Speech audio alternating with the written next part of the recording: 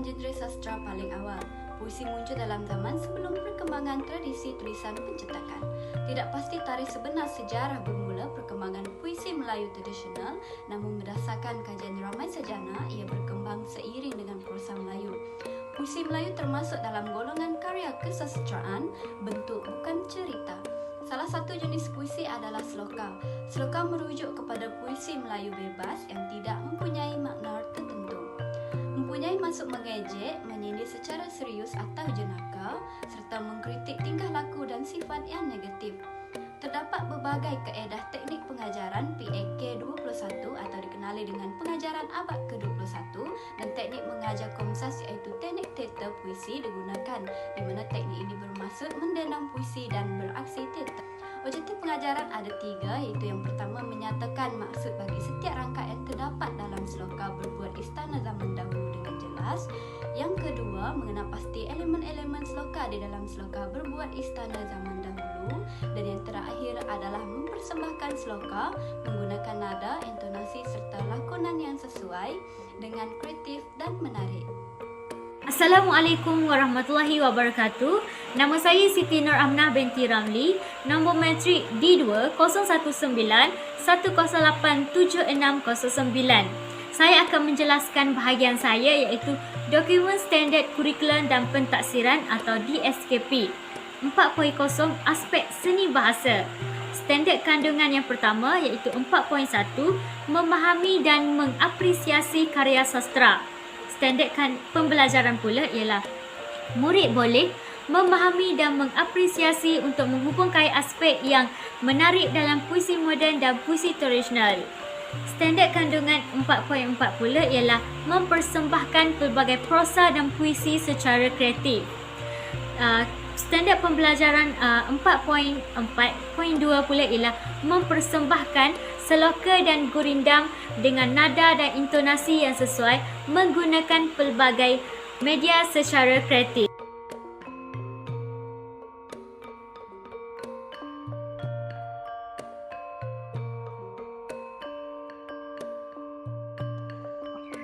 Rangkap 1. Baginda menitahkan orang besar 4 membuat istana Puri berkota. Lalu dipanggil pawang raja. Pawang mengerah orang bekerja, 44 tukang dan petas, siang dan malam tidak berhenti. Rangkap 1 membawa maksud bahawa Baginda Sultan menitahkan orang besar berempat untuk membina sebuah istana sebagai mercu tanda kotanya. Oleh hal yang demikian, Pawang Raja telah mengerah rakyat untuk bekerja keras, di mana sebanyak 44 orang jurubina dan juga pandai tukang, di mana projek pembinaan itu dijalankan siang dan malam tanpa henti. Perangkap 2, 7 bulan 7 purnama, istana siap dengan alatnya.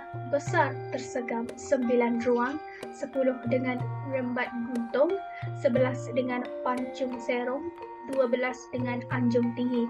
Rangkap 2 bermaksud pembinaan istana Baginda itu menelan masa selama 7 bulan untuk disiapkan dengan sempurna dengan perabot dan segala peralatan di dalamnya. Istana yang disiapkan itu tersegam indah dengan adanya 9 ruang utama yang memiliki 10 batang tiang penyokong. Di dalam istana itu ada kain yang disusun dan diikat serong dengan puncanya tergantung dan memiliki kawasan anjung yang tinggi. Rangkap 3, 3 sudut Menteri 8, tiang panjang Maharaja Lela, tiang tengah syukur menanti, galang-galangnya ular berang, kasau kecil putri menyembah, kasau lentik helang berbega. Maksud bagi rangkap 3 adalah di mana di dalam istana itu ada 3 sudut bagi kegunaan 8 orang menteri yang utama yang dihiasi dengan 3 batang tiang yang dinamakan Maharaja Lela. Di tengah-tengah tiang istana itu ada sebatang tiang besar yang kukuh yang bertanggam dengan ukiran corak ular yang garang. Kayu yang melintang pada atap istana pula bercorak seorang puteri yang sedang menyembah dan sebatang kayu yang melengkung pada atap istana juga bercorak ukiran helang di sekelilingnya. Rangkap 4, berbunga sawa menggelampai, bertakuk bersedalinggang, berjenang berbatu kawi, berselipat ukir Jawa, lilit-melilit akar Cina, garam sebuku sisa jeragan, bunga kenanga dimakan ular, layang-layang di pintu raja. Maksud bagi rangkap keempat ialah bahagian tingkap istana raja dibina dengan seni yang istimewa, iaitu berukiran corak bunga dan ular sawa yang berbaring dengan lemah lembut. Di samping itu juga, jendela istana pula diperbuat daripada batu yang kukuh dan juga bertiang. Seni bina ini dipercantikkan lagi dengan ukiran Jawa dan juga Cina. Selepas itu, garam ditaburkan di sekeliling istana yang baharu bagi membuang segala kekotoran dan anasir jahat yang cuba dibawa oleh pendatang asing ataupun nahkoda pada ketika itu. Pada pintu istana yang besar itu pula, terdapat ukiran bunga kenanga yang amat jelas kelihatan bersama dengan corak ular. Demikianlah keunikan istana raja yang siap dibina. Rangkap 5. Istana siap, tukang pun mati, tiada orang dapat meniru. Dipersembahkan kepada baginda suami isteri. Di mana rangkap kelima membawa maksud setelah istana siap dibina, tukang bina istana pun meninggal dunia. Kesetiaan juru bina istana ini menyempurnakan pembinaan istana ini amat terselah apabila tiada seorang pun dapat meniru teknik dan gaya pembinaan istana tersebut. Apabila istana telah siap dibina, pembesar yang bertanggungjawab dalam pembinaan itu mempersembahkan istana tersebut kepada baginda raja dan permaisuri.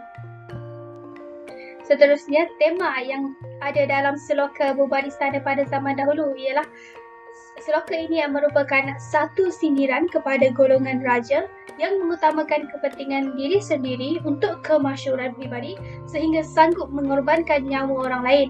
Hal ini dapat dibuktikan apabila tukang bina istana meninggal dunia selepas istana siap dibina dan bagi memastikan tiada siapa yang mampu meniru pembinaan ini.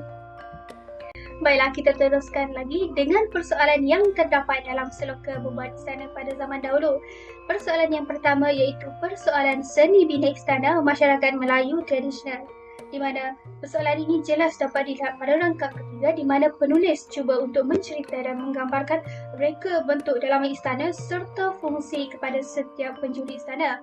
Di mana ukiran ular garang pada tiang besar istana, di mana kayu yang melintang pada atap istana pula bercorak seperti seorang puteri yang sedang menyembah dan sebatang kayu yang melengkung pada atap istana juga bercorak ukiran elang di sekelilingnya.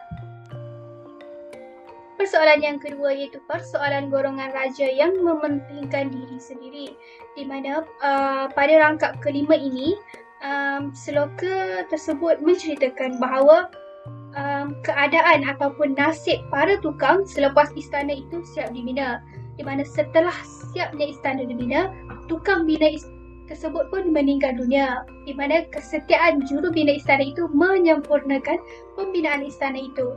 Maka terselah apabila tiada siapa lagi yang dapat meniru teknik dan gaya pembinaan istana tersebut. Persoalan yang ketiga iaitu kehalusan seni ukiran Melayu tradisional, iaitu dapat dilihat pada rangkap keempat di mana penulis cuba untuk menceritakan dengan memberikan gambaran kepada pembaca mengenai keindahan seni ukiran yang menghiasi setiap penjuru istana Melayu tradisional. Contohnya, seni bina ini dipercantikkan lagi dengan ukiran Jawa dan juga Cina. Selepas itu, garam ditaburkan di sekeliling istana yang baharu itu untuk membuang segala kekotoran dan juga anasir jahat yang cuba dibawa oleh pendatang asing dan juga nahkoda pada ketika itu. Manakala pada pintu istana yang besar itu, ukiran bunga kenanga amat jelas kelihatan bersama dengan corak ular. Persoalan yang keempat pula iaitu kepentingan istana kepada raja. Persoalan ini dapat dilihat pada rangkap pertama di mana istana merupakan tempat atau lebih mudah difahami sebagai rumah kepada raja. Oleh itu, istana dengan seni ukiran yang hebat melambangkan kemegahan sesebuah raja tersebut.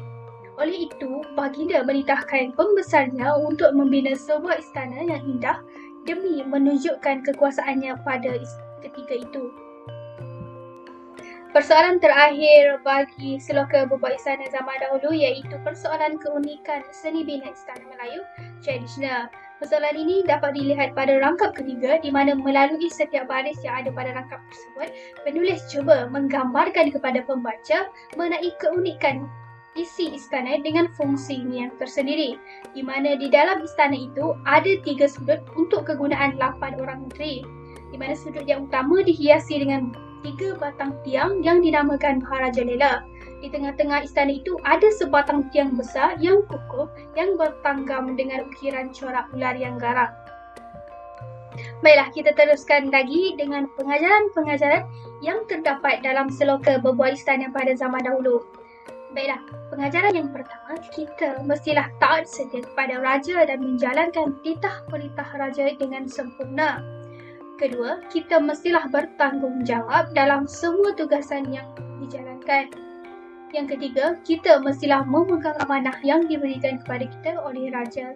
Yang keempat, kita hendaklah gigih mengerjakan sesuatu tugasan sehingga selesai.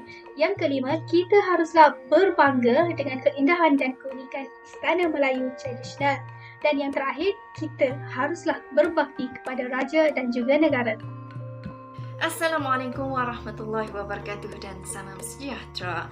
Nama saya Nur Atini binti Tarmizi, nombor metrik di 2019-108-7623. Mari kita lihat elemen bentuk dan ciri-ciri menerusi seloka berbuat istana zaman dahulu. Yang pertama adalah seloka ini berbentuk bebas ataupun tidak terikat.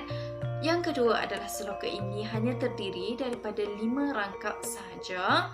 Yang ketiga adalah bilangan bagi setiap rangkap dalam seloka berbuat istana zaman dahulu adalah antara 3 hingga 8 baris sahaja.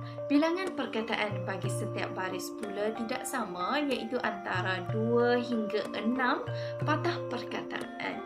Yang seterusnya adalah bilangan suku kata bagi setiap baris menerusi seloka berbuat istana zaman dahulu adalah antara 8 hingga 17 suku kata sahaja.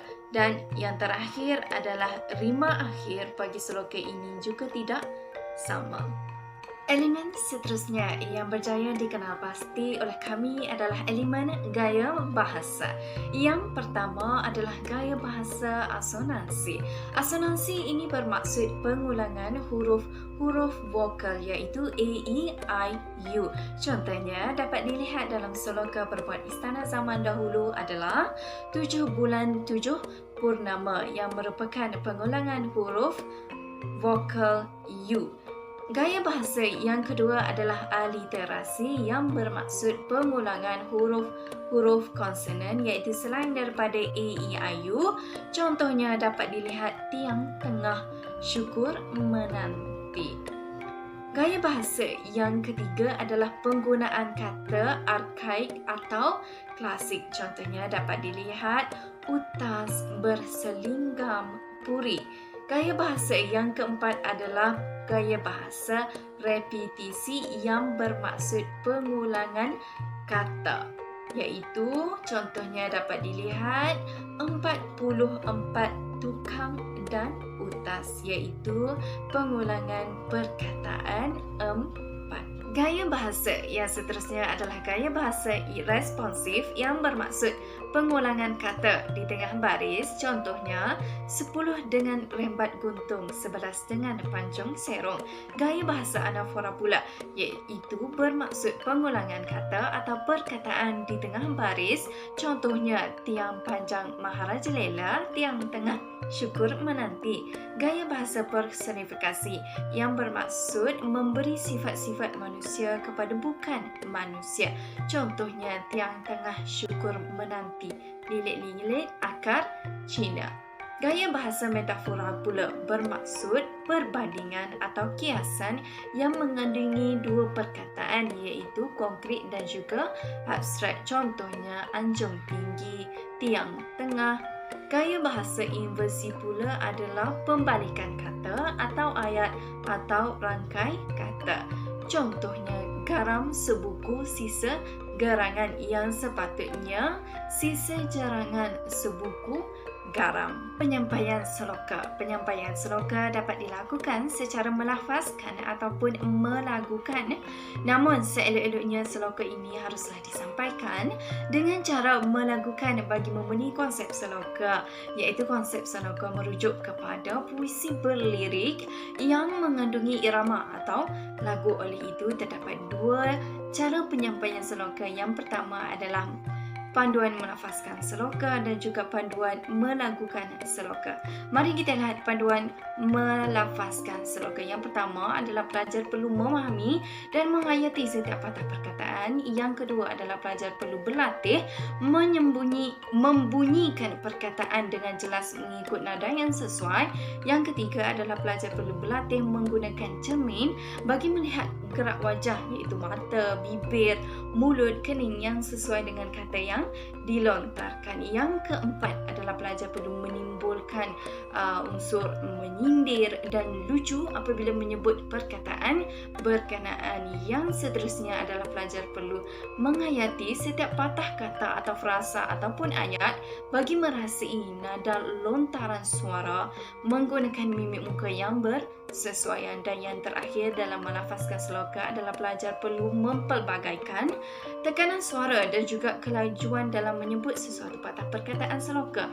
Kerana dalam seloka ini terdapat kata yang perlu kita ucapkan secara laju, keras, nyaring, lembut, lambat dan juga perlu. Panduan melagukan seloka pula, yang pertama adalah pelajar perlu memastikan nada ataupun irama yang sesuai digunakan. Kebiasaannya, irama yang digunakan dalam melagukan seloka ini adalah irama yang berbentuk rancak ataupun cepat. Yang kedua adalah tidak sesuai untuk dilagukan menggunakan irama perlahan yang mendayu-dayu kerana seloka ini bersifat lucu dan juga menyindir. Dan panduan yang terakhir dalam melagukan seloka adalah pelajar bebas melagukan irama mengikut kesesuaian irama, iaitu berancak dan juga mesej yang ingin disampaikan. Itu sahaja daripada saya. Assalamualaikum dan salam sejahtera. Saya Siti Hajar binti Muhammad Fadila bernombor matrik di 2019-108-7561. Baik, pada bahagian saya ini, saya akan menerangkan pemilihan teknik pengajaran yang telah kami sekumpulan pilih, iaitu teknik teater puisi. Baik, teknik teater puisi merupakan satu kaedah yang memerlukan para pelajar untuk mendendangkan puisi dan beraksi teater. Teknik ini sesuai digunakan sebagai aktiviti pengajaran dan pembelajaran untuk pelbagai genre puisi seperti sajak, syair, seloka dan sebagainya. Kelebihan teknik teater puisi ialah teknik ini membantu pelajar untuk memahami, menghayati dan membaca teks puisi dengan tekanan suara, intonasi serta jeda yang betul dan sesuai. Yang kedua, teknik ini meningkatkan daya imajinasi dan kreativiti pelajar seperti cekap bertindak menyusun strategi untuk menjalankan teater agar ia kelihatan menarik dan mudah difahami. Yang ketiga, teknik ini mengaplikasikan pendekatan didik hibur yang mewujudkan situasi yang santai dan menghiburkan. Yang terakhir, teknik ini menggalakkan pelibatan aktif antara pelajar kerana ia berpusatkan pelajar secara menyeluruh. Guru hanya berperanan sebagai fasilitator untuk membimbing mereka. Baiklah, seterusnya saya serahkan kepada rakan saya. Saya akan menjelaskan tentang kekurangan teknik teater. Yang pertama ialah timbul perasaan gelisah bagi murid yang tiada pengalaman berlakon.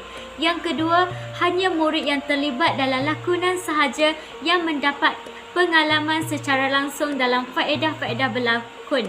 Yang ketiga, prestasi pencerita dan pelakon yang kurang baik akan membosankan penonton.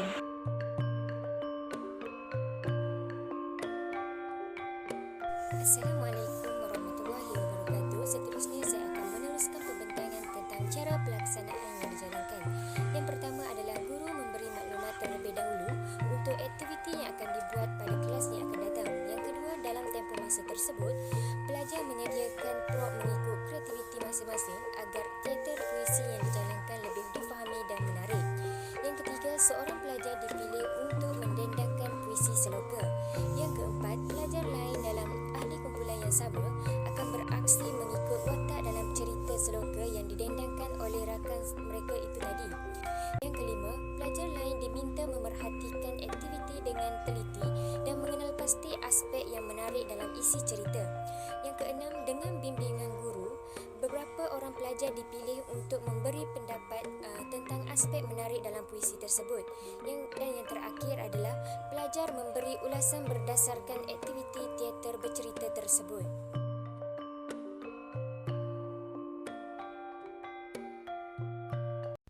Wahai pembesar-pembesarku, datanglah menghadap beta.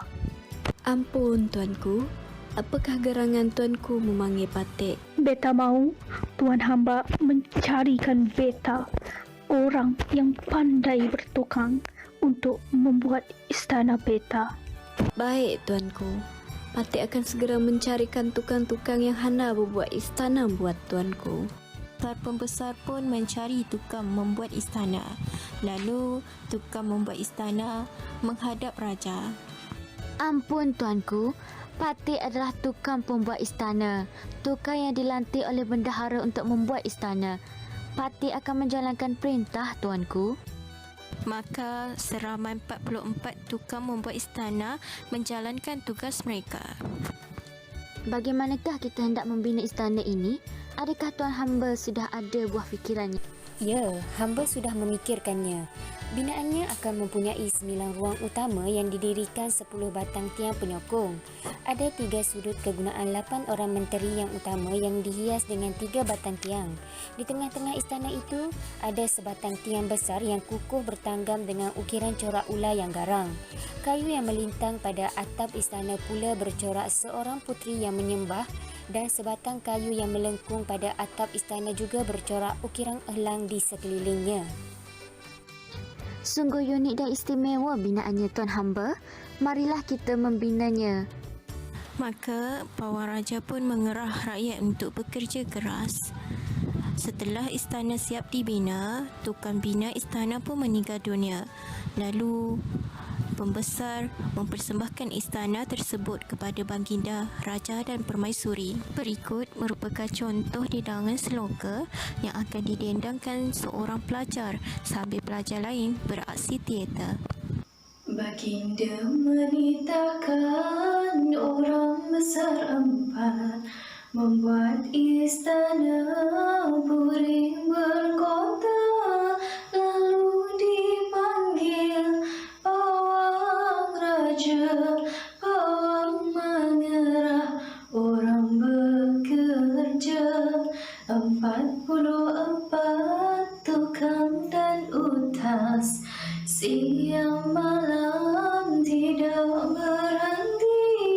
7 bulan, 7 purnama, istana siap dengan alatnya. Besar tersenggam 9 ruang, 10 dengan lembat kuntung, 11 dengan pancung serong, 12 dengan anjung tinggi, 3 sudut menteri, 8 tiang panjang Maharaja Lela, tiang tengah syukur menanti, galang-galangnya ular perang. Kasau kecil putri menyembah, kasau lentik elang berbeka, berbunga sawah mengelampai, bertakuk bersedelinggam. Berjenang berbatu kawi, berselimpat bukir Jawa, lilit malilit akar Cina, garam sebuku sisa jerangan. kenangan dimakan ular, layang-layang di pintu raja, istana siap, tukang pun mati, tiada orang dapat meniru, dipersembahkan kepada baginda suami isteri. Pembentangan yang dilakukan oleh kumpulan kami, di sini dapat saya simpulkan bahawa puisi tradisional merupakan warisan bangsa Melayu yang mempunyai keunikan tersendiri dan berharga. Karya sastra ialah satu daripada seni kreatif yang mampu mengawal perbuatan dan perlakuan khalayak. Selaka yang kita kenal sering juga membawa ikon-ikon yang digambarkan penuh jenaka dan seakan-akan bodoh, namun sebenarnya jika diperhalusi penuh keindahan kerana mempunyai makna tersirat. Justru itu pakar-pakar kemahiran belajar mengatakan bahawa pengajaran dan pembelajaran yang berkesan ialah pengajaran dan pembelajaran yang menarik. Oleh itu, teknik pengajaran teater bercerita ini telah digunakan dan ianya sangat menarik serta sudah pasti telah meninggalkan kesan yang mendalam terhadap pengetahuan murid. Diharapkan juga agar minat murid-murid disuburkan oleh guru yang mengajarkan sastra dengan memberikan bimbingan bukan sahaja untuk mengkaji aspek sastra, malahan berupaya untuk menghasilkan karya sastra yang menarik. Itu sahaja pembentangan daripada kumpulan kami. Sekian, terima kasih.